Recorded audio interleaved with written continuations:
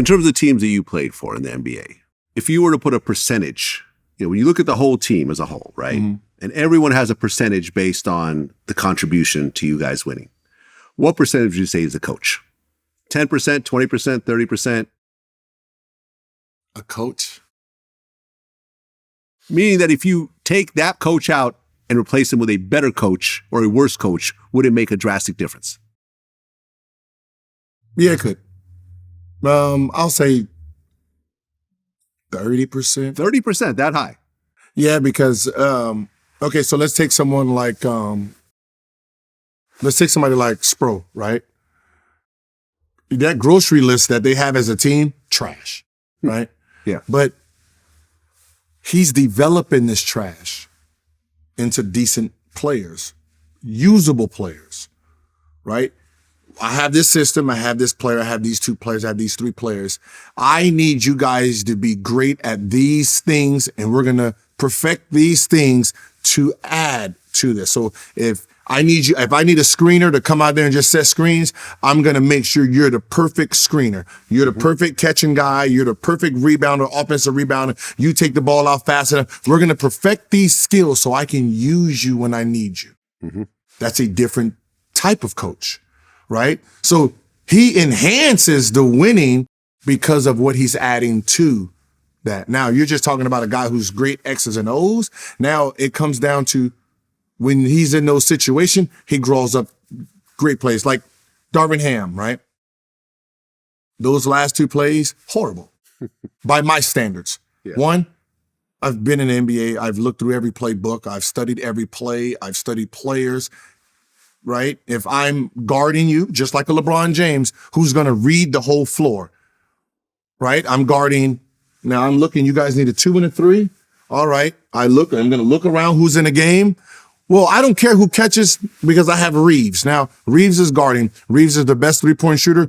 At this point, Reeves is probably the best player to take someone off the dribble. He's taking the ball out, 2.7 seconds left. There's no way he can get the ball and get to the basket after he passes it. Impossible, right? Mm-hmm. He passes the ball in. Now he has to get the ball and then try to take me to the basket. Fuck no. That means all he can do is try to catch a 3. He's going to pass it and then try to get a handoff to shoot a 3. Highly improbable too. So therefore, long as this is where he's at, I'm not worrying about this. Now that means someone else has to make a play, right? That's how I look at it. Now, if Reeves is like inside that court and not taking the ball out, now he becomes a whole different threat. Because now he might be actually getting this ball. So now I got to wait for down screens, up screens, flares, back doors, right? So when I seen him take the ball out, I was like, you have your best option taking the ball out.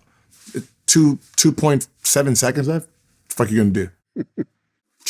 Trash moment. Like both times, both possessions, he's taking the ball out. And I'm like, okay, down screen, LeBron's going to get it.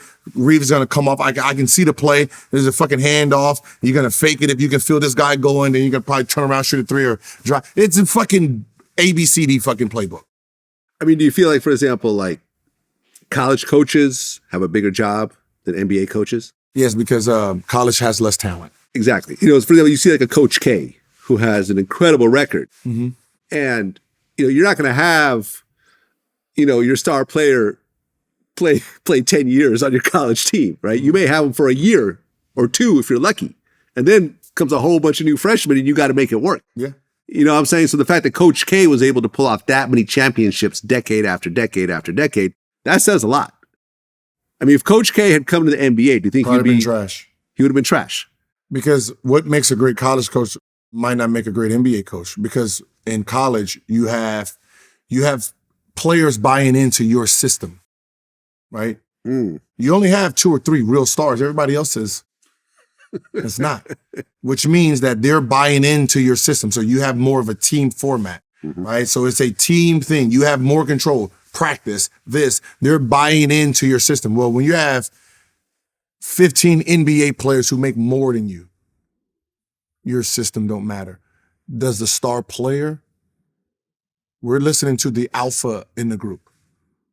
If he don't like you, we don't like you.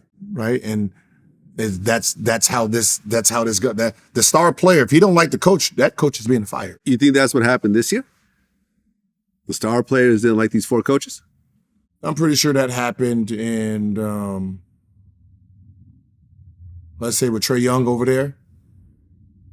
Could have been, if you don't get along with the coach, like, it's me or him, that's fucking shit always happens. Like, when Shaq left, and it was like, hey, you can take Phil with you. I can take Phil with you. I don't need Phil for the shit I'm trying to do, right? I don't need Phil talking about winning when I'm trying to show the world that I am who I am, right? Sometimes players got to go through that mode. So, it's really hard to really be a coach in the NBA unless you're like the general manager too. So you're protected by yourself, right? So when you're looking at, Pop, he's protected by himself. And you hear some coaches that be like, I want the general manager job too.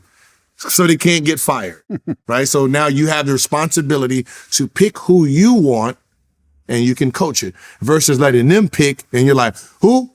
Who the hell is that? Oh, he's great. Y'all seen good footage on him? Oh, okay. Right? Right. And then you don't want to be that type of